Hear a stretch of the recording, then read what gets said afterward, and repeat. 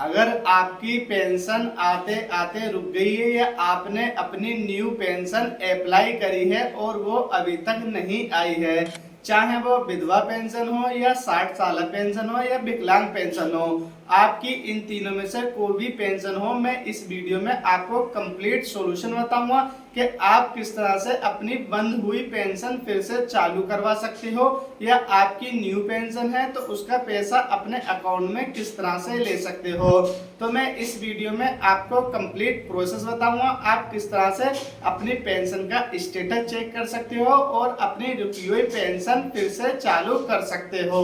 तो सबसे पहले आपको रजिस्ट्रेशन नंबर की जरूरत पड़ेगी, क्योंकि रजिस्ट्रेशन नंबर से ही आप फाइंड कर सकते हो अपने स्टेटस को और आप पता लगा सकते हो कि आपके पेंशन में क्या कमी है। तो चलिए सबसे पहले हम रजिस्ट्रेशन नंबर फाइंड करते हैं। उसके लिए आपको अपने किसी भी ब्राउजर में आना है और ब्राउजर में आके आपको सर्च करना है SSPYUP। जैसे ही आप SSPYUP सर्च करोगे आपको सबसे ऊपर पहली वेबसाइट दिखेगी, एकीकृत सामाजिक पेंशन पोर्टल SSPYUP। तो आपको इस पर क्लिक करना है। जैसे ही आप इस पर क्लिक करते हो आप पेंशन की ऑफिशियल वेबसाइट पर आ जाते हो। तो मैं आपको यहाँ पर सबसे पहले रजिस्ट्रेशन नंबर फाइंड करना सिखाऊंगा। तो आपकी जो भी पेंशन है, जैसे वृद्धावस्था पेंशन है, निर्वासित महिला पेंशन है या दिव्यांग पेंशन है, तो आपको उस वाली पेंशन पर क्लिक कर लेना है। पेंशन पर क्लिक करने के बाद आपको यहाँ पे 3 ऑप्शन दिखेंगे। सबसे पहला ऑप्शन ऑनलाइन आवेदन करें और सेकंड ऑप्शन आवेदक लॉगिन करें। तो आपको सबसे पहले ऑप्शन पर क्लिक करना है, ऑनलाइन आवेदन करें। जैसे ही आप इस पर क्लिक करोगे तो आपके सामने एक रजिस्ट्रेशन पेज ओपन हो जाता है। तो आपको इस रजिस्ट्रेशन पेज को फिल कर लेना है अपने डिटेल्स के थ्रू। जो भी आपकी डिटेल्स है वो आपको यहाँ पर एक करके फिल कर लेना है। अगर आप इस डिटेल को फिल नहीं कर पाते हो तो आपको यहाँ पर साइड में एक वीडियो का लिंक दिख रहा होगा, आप उस पर क्लिक करके इस डिटेल्स को फिल कर सकते हो। तो इस डिटेल में फिल करने के लिए मैं सबसे महत्वपूर्ण चीज आपको बता देता हूँ। सबसे पहले आप यहाँ पर मोबाइल नंबर देख रहे हैं, तो आपकी जो पुरानी पेंशन है उस पर जो भी मोबाइल नंबर लगा हुआ है वही मोबाइल नंबर आपको यहाँ पर फिल करना है। न्यू मोबाइल नंबर फिल नहीं करना है। अगर आपको नहीं पता कि आपकी पेंशन पर कौन सा मोबाइल नंबर लगा हुआ है तो आप यहाँ पर फिर कोई भी मोबाइल नंबर फिल कर सकते हो। तो अपनी पेंशन का रजिस्ट्रेशन नंबर फाइंड करने का सबसे पहला तरीका मोबाइल नंबर होता है। आपको अपना यहाँ पर ओल्ड मोबाइल नंबर फिल करना है। अगर आपको ये नहीं पता कि आपके पेंशन पर कौन सा मोबाइल नंबर लगा हुआ है तो आप यहाँ पर फिर अदर मोबाइल नंबर फिल कर सकते हो।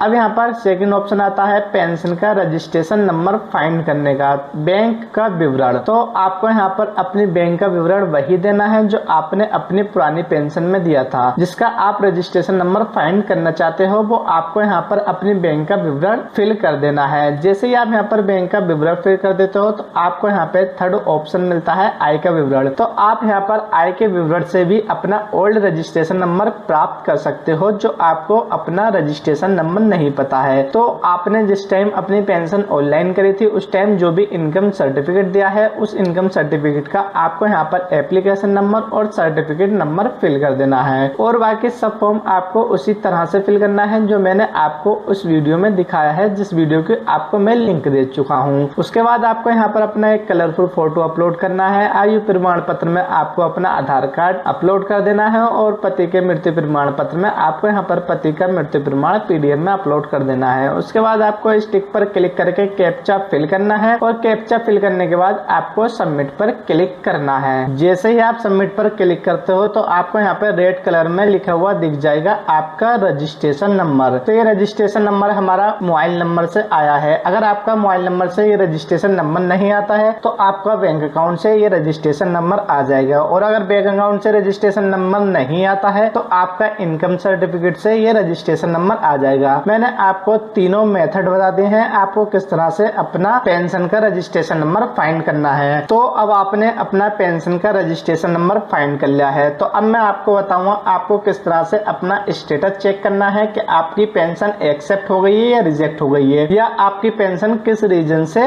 रुक गई है। तो उसके लिए आपको फिर से अपने ब्राउजर में आना है और ब्राउजर में आके आपको फिर से SSPYUP सर्च करना है। SSPYUP सर्च करने के बाद आपको सबसे ऊपर वेबसाइट पर क्लिक करना है। जैसे ही आप SSPY की ऑफिशियल वेबसाइट पर क्लिक करते हो हो आप यहाँ पर SSPY की ऑफिशियल वेबसाइट पर आ जाते हैं। उसके बाद आपको यहाँ पर अपनी पेंशन सिलेक्ट कर लेनी है। पेंशन सिलेक्ट करने के बाद आपको यहाँ पर आवेदक लॉगिन पर क्लिक करना है। आवेदक लॉगिन पर क्लिक करने के बाद आपको यहाँ पे फिर से अपनी यहाँ पर पेंशन स्कीम सिलेक्ट कर लेनी है। पेंशन स्कीम सिलेक्ट करने के बाद आपको यहाँ पर रजिस्ट्रेशन नंबर फिल करना है और आपको यहाँ पर रजिस्ट्रेशन नंबर फिल करने के बाद अपना यहाँ पर रजिस्टर्ड मोबाइल नंबर फिल करना है। अगर आपका रजिस्टर्ड मोबाइल नंबर खो गया है या आपको नहीं पता आपका रजिस्टर्ड मोबाइल नंबर क्या है, तो मैं आपको इसके नेक्स्ट स्टेप में बताऊंगा आप किस तरह से अपनी पेंशन का स्टेटस चेक कर सकते हो और पता लगा सकते हो कि आपकी पेंशन कब आएगी और क्यों रुक गई है। तो उसके लिए सबसे पहले आपको यहाँ पर ये डिटेल्स फिल करने के बाद सेंड OTP पर क्लिक करना है। जैसे ही आप सेंड OTP पर क्लिक करते हो आपके रजिस्टर्ड मोबाइल नंबर पर एक OTP आ जाता है, तो वो OTP आपको यहाँ पर फिल कर देना है।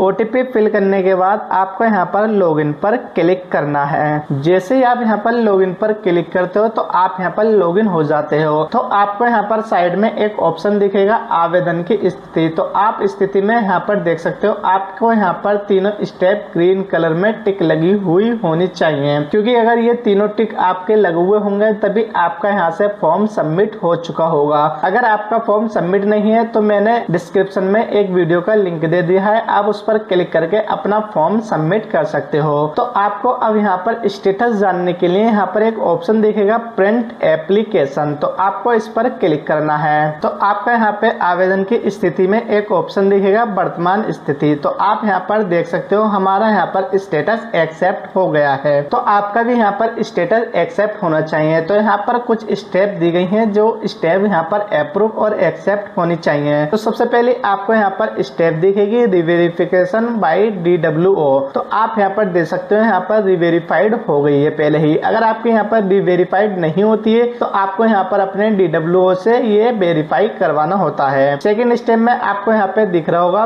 PFMS स्टेटस एक्सेप्टेड, तो ये बहुत ही इंपोर्टेंट स्टेटस होता है आपका, ये PFMS से एक्सेप्ट होना चाहिए। अगर ये एक्सेप्ट नहीं होगा तो आपके अकाउंट में ये पैसे नहीं आएंगे। तो आपका अगर ये एक्सेप्ट नहीं है तो मैं आपको बताऊंगा आपको किस तरह से अपना PFMS से स्टेटस एक्सेप्ट करवाना है। तो मैं वीडियो के लास्ट में आपको बताऊंगा कि आप PFMS से स्टेटस किस तरह से एक्सेप्ट करवा सकते हो। उसके बाद आपको यहाँ पर DWO एक्शन स्टेटस दिख जाएगा, अप्रूवल प्रोसेस लिख के आ जाएगा। फिर आपको यहाँ पे लास्ट स्टेप दिखेगी वीडियो और HDM एक्सेस स्टेटस, तो आपके जो एरिया का वीडियो या HDM है उसने ये अप्रूव कर दिया है या नहीं करा है, तो आपको यहाँ पर उसके नीचे लिखा हुआ दिख जाएगा। तो आप यहाँ पर देख सकते हो हमारा ये फॉर्म यहाँ से भी अप्रूव्ड हो चुका है। तो चलिए मैं अब आपको बताता हूँ कि आपको किस तरह से अपना PFMS पे स्टेटस देखना है और अपना PFMS से स्टेटस किस तरह से अप्रूव करवाना है। तो उसके लिए आपको ब्राउजर पर सर्च करना है PFMS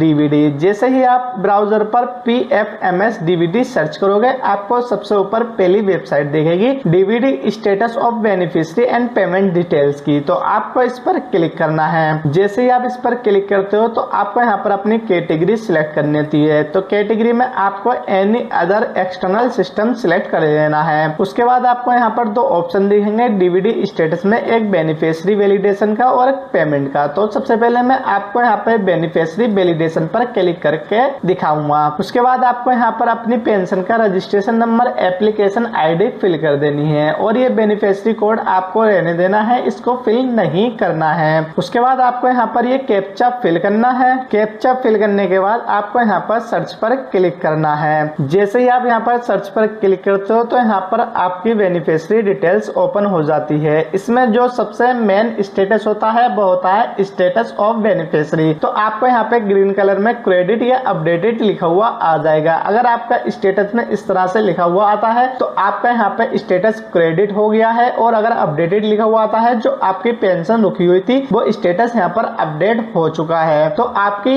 रुकी हुई पेंशन भी आ जाएगी। अगर आपका यहाँ पर क्रेडिट या अपडेटेड नहीं लिखा हुआ आता है, रिजेक्टेड लिखा हुआ आता है, तो मैं इसका सोल्यूशन भी आपको लास्ट में बताने वाला हूँ कि आपको किस तरह से अपना यहाँ पर स्टेटस क्रेडिट या अपडेटेड लिखवाना है। तो चलिए अब मैं आपको DVD स्टेटस में पेमेंट वाले ऑप्शन पर क्लिक करके आपका स्टेटस बताने वाला हूँ। तो आपको यहाँ पे DVD स्टेटस में पेमेंट सिलेक्ट कर देना है। पेमेंट सिलेक्ट करने के बाद आपको यहाँ पर अपनी एप्लीकेशन ID फिल करनी है, और एप्लीकेशन ID फिल करने करने के बाद आपको यहाँ पर कैप्चा फिल करना है। कैप्चा फिल करने के बाद आपको यहाँ पर सर्च पर क्लिक करना है। जैसे ही आप यहाँ पर सर्च पर क्लिक करते हो तो आपके यहाँ पर डिटेल्स ओपन हो जाती है और आप यहाँ पर देख सकते हो कि हमारे यहाँ पर पेंशन की किस्त हमारे अकाउंट में डाल दी गई है। तो आप यहाँ पर देख सकते हो हमारा यहाँ पर 6000 का पेमेंट लगा है और ये हमारा fund status approve by agency लिखा हुआ आ जाएगा। क्रेडिट स्टेटस में भी आप देख सकते हो पेमेंट यहाँ पर सक्सेस लिखा हुआ आ जाता है। तो मैंने जो आपको बताया था कि अगर आपके पीएफएमएस पर स्टेटस ऑफ बेनिफिशियरी में क्रेडिट या अपडेटेड लिखा हुआ नहीं आता है, उसकी जगह रिजेक्टेड लिखा हुआ आता है, तो आपको वो किस तरह से एक्सेप्ट करवाना है, तो वो आपको किस तरह से अपडेटेड या क्रेडिट करवाना है। आपको अपनी बैंक में विजिट करना है और विजिट करने के बाद आपको डीबीडी का फॉर्म फिल करना है। अगर आप डीबीडी का फॉर्म फिल कर देते हो तो आपका यहाँ पर पीएफएमएस से बेनिफिशियरी ऑफ स्टेटस अपडेटेड या क्रेडिट लिखा हुआ आ जाएगा। अगर आपने ये सब काम कर लिए हैं फिर भी ये नहीं लिखा हुआ आ रहा है तो मैं आपको फुल एंड फाइनल तरीका बताने वाला हूँ आप किस तरह से अपना पीएफएमएस का स्टेटस एक्सेप्ट करवा सकते हो। तो उसका फुल एंड फाइनल तरीका है आपको अपना account India post payment bank में ओपन करवा लेना है। अगर आप इंडिया पोस्ट पेमेंट बैंक में अपना अकाउंट ओपन करवा लेते हो तो इसमें डीबीडी ऑटोमेटिक हुई आती है। तो आपको ये इंडिया पोस्ट पेमेंट बैंक का अकाउंट कहां से ओपन करवाना है, उसके लिए आपको अपने पोस्ट ऑफिस विजिट करना होता है। अगर आप अपने पोस्ट ऑफिस में विजिट करोगे तो आपको वहां जाकर अपना इंडिया पोस्ट पेमेंट बैंक का अकाउंट ओपन करवा लेना है और आपका ये पीएफएमएस का स्टेटस रिजेक्ट से अपडेटेड लिखा हुआ आ जाएगा। तो आप इस तरह से अपनी हुई पेंशन फिर से चालू करवा सकते हो और आप अपनी न्यू पेंशन का स्टेटस भी चेक कर सकते हो। जो प्रोसेस मैंने आपको बताया है, अगर आप ये प्रोसेस कंप्लीट कर लेते हो तो आपके अकाउंट में पेंशन का पैसा आ जाएगा। और अगर आपको हमारी वीडियो यूजफुल लगी हो तो हमारी वीडियो को लाइक करें और हमारे चैनल को सब्सक्राइब करें।